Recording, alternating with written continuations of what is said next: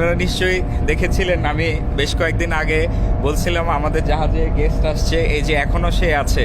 8-10 দিন হয়ে যাচ্ছে, এখন পর্যন্ত সে আমাদের সাথে আছে। আমি ভাবছিলাম যে বন্দরে আসলে উড়ে যাবে, কিন্তু এখনও যায়নি।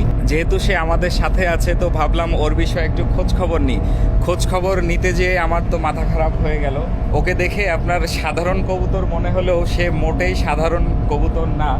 এই ধরনের কবুতরকে বলে হচ্ছে ফেরাল পিজন বা রক ডাভ বলতে পারেন, বা রেসিং পিজন বা হোমিং পিজনও বলতে পারেন। আমি যদি আপনাকে বলি যে একটা কবুতর বাংলাদেশি টাকায় 20 কোটি টাকার ওপরে বিক্রি হয়েছে, নিশ্চয়ই আমার কথা আপনার বিশ্বাস হবে না প্রথমে, কিন্তু ঘটনা সত্য। ওর মতো এই বেলজিয়ামের একটা রেসিং পিজন যার নাম হচ্ছে নিউকিম, যেটা 2020 সালে একটা অকশানের রেকর্ড 1.6 মিলিয়ন ইউরো বা 16 লক্ষ ইউরোতে বিক্রি হয়েছিল, যেটা আপনি ডলারে যদি কনভার্ট করেন প্রায় 19 লাখ মার্কিন ডলার আসে।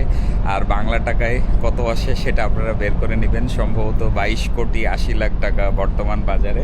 এদের দাম মূলত ডিপেন্ড করে এদের বংশ, এদের ট্রেনিং এবং রেসিং হিস্ট্রির ওপরে। সো ওর দাম কত জানি না। ওর পায়ে 2টা ব্যান্ড লাগানো আছে যেখানে আইডেন্টিফিকেশান নাম্বার আছে, সেটা দেখলে হয়তো ওর হিস্ট্রি জানা যেত। আমি দেখার খুব চেষ্টা করছি, বাট সম্ভব হয়নি, কারণ খুব বেশি কাছে আসা যাচ্ছে না, কাছে আসলে উড়ে যাবে অবভিয়াসলি। তবে দাম যেটাই হোক না কেন, ও যতক্ষণ আমাদের সাথে আছে ততক্ষণ সেফ, কেউ হাত দিবে না, কোনো সমস্যা নাই। বাট আমি ভাবছিলাম আমরা যেহেতু বন্দরে আছি, আমরা যেহেতু ল্যান্ডের সাথে একদম, সো ও হয়তো উড়ে যাবে। এখন জোর করে তো তাড়াই দিতেও পারছি না, হয়তো আমাদের সাথে আবার সিঙ্গাপুরে যাবে। যাই হোক, যতক্ষণ আছে থাকুক, অসুবিধা নেই, ও সেফ। আমাদের ক্যাপ্টেন সাহেব ওর জন্য একটা ঘর বানাইছে, আপনাদেরকে দেখাই।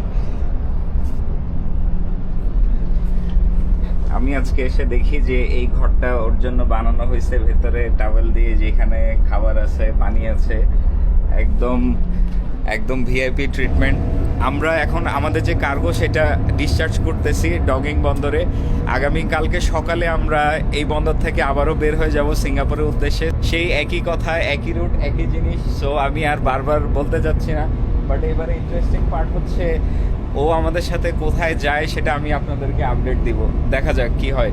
এখন যেহেতু ও এখানে আছে, যেহেতু জাহাজ থেকে যায়নি, তার মানে আমার ধারণা ওর আমাদের এই জায়গাটা পছন্দ হয়েছে, আমাদের সাথে মোটামুটি একটা ফ্রেন্ডশিপ হয়ে গেছে। এই যে আমি এখন অনেক কাছে, তারপরেও সে উঠতেছে না। তো থাকুক, যতদিন থাকে আমাদের সাথে।